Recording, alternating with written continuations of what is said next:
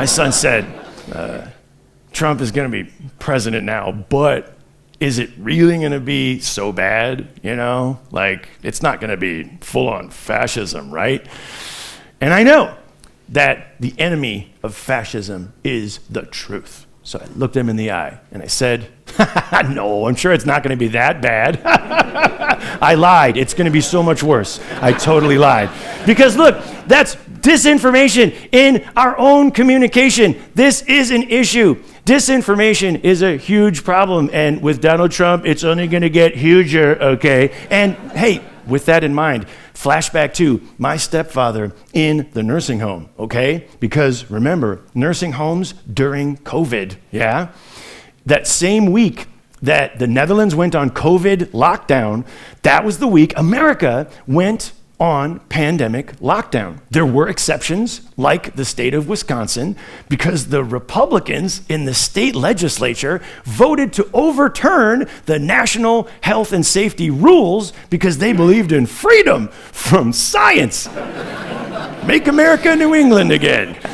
So some of these freedom lovers were coming in and out of my stepfather's room and coughing on him, and I don't know. So a couple months later in July, my sister called up and said, Dad has COVID. And a week after that, she called up and said, Dad is gone.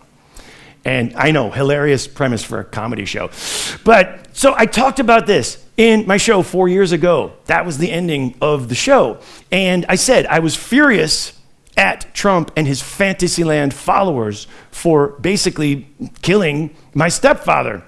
And that got simplified online to Shapiro accuses Trump of killing stepfather. And after that, the online comments. Oh, dear audience, 4 years of lovely online comments. I've collected some such as, how can you prove that your stepdad died in the first place? Okay. Can you prove that Donald Trump was involved with killing your stepdad? Do you even know how your stepfather died? Can you prove it was COVID? Or are you just deliberately spreading disinformation to make Donald Trump look bad? Like he needs help from me. But one of these people commenting recently was a fellow comedian. And he said, I thought that you, Greg Shapiro, were supposed to be Mr. Truth in comedy, but I guess you just completely make up disinformation as stories when it's convenient for your show. Now, okay, that deserves a response because it's true. I do believe that comedians are supposed to be truth tellers. That said, we will lie if it makes a story funny. I mean, if it makes a story funny enough, we'll change the shit out of a story.